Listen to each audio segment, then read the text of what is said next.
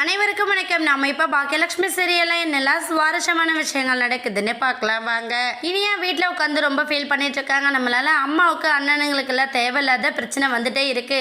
நிதிஷ் எவ்வளோ சொன்னாலும் கேட்குற மனநிலையில இல்லை. ஏன்னா ஆகாஷோட நம்மளை கம்பேர் பண்ணி ரொம்பவே தப்பாக பேசிகிட்டு இருக்காரு. அவருக்கு நம்ம எப்படி புரிய வைக்கிறது? அவர்கிட்ட இருந்து டைவர்ஸ் வாங்கினா மட்டும்தான் நம்மளோட வாழ்க்கை சந்தோஷமாக இருக்கும் அப்படிங்கிற முடிவுக்கு வந்து நேராக கமிஷனர் ஆஃபீஸ்க்கு நம்ம இனியாவும் வராங்க. இனியா வந்துட்டு என்ன பண்ணனா, சார் என் அண்ணனுங்க அடிச்சது தப்புன்னு நீங்கள் சொல்கிறதா இருந்தால் என்னோட வாழ்க்கையே பணையம் வச்சு அதனால் என்னென்னமோ பண்ணிகிட்ருக்காரு. என்கிட்ட எந்த விதமான உண்மையும் அவங்க சொல்ல கிடையாது. நிதிஷ் ஆல்ரெடி ஜெயிலுக்கு போய் வந்திருக்காரு. அதெல்லாம் சரி, ஓகே. அதுக்கப்புறம் என்னால் தான் அவர் இந்த மாதிரி தப்பு பண்ணாருன்னு சொன்னாங்க.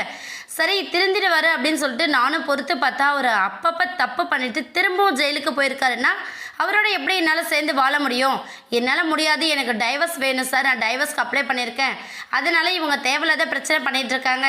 அதனால தான் என் அண்ணனுங்க வந்து அடித்தாங்க அப்படிங்கிற அளவுக்கு நம்ம இனியா சொல்கிறாங்க. உடனே கமிஷனர் வந்து சரி, உங்கள் 2 பேரையும் நேரில் நாங்கள் விசாரிக்கணும் அப்படின்னு சொல்லிட்டு இனியா நிதிஷ் 2 பேரையுமே கூப்பிட்டு வச்சு பேசுகிறாங்க.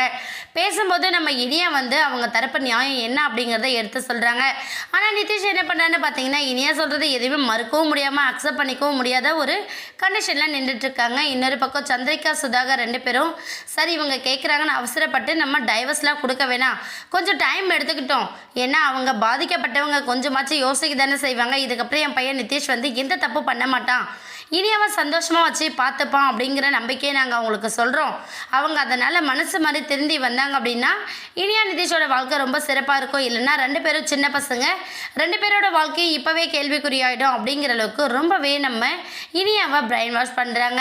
இனியா என்ன பண்ணாலும் சரி, நம்மளோட அம்மா சந்தோஷமாக இருக்கணும். அது மட்டும் இல்லாமல் நம்மக்கிட்ட வரதட்சணையாக வாங்கினா அந்த 2 ரெஸ்டாரண்ட்டையும் அம்மாக்கிட்ட அவங்க கொடுத்தே ஆகணும் அப்படிங்கிறதுல ரொம்ப கான்ஃபிடென்ட்டாக இருக்காங்க. என்னாக போதுன்னு வெயிட் பண்ணி பார்க்கலாம். இந்த வீடியோ உங்களுக்கு பிடிச்சிருந்தா மறக்காமல் நம்ம சேனலை சப்ஸ்கிரைப் பண்ணுங்கள். தேங்க்யூ.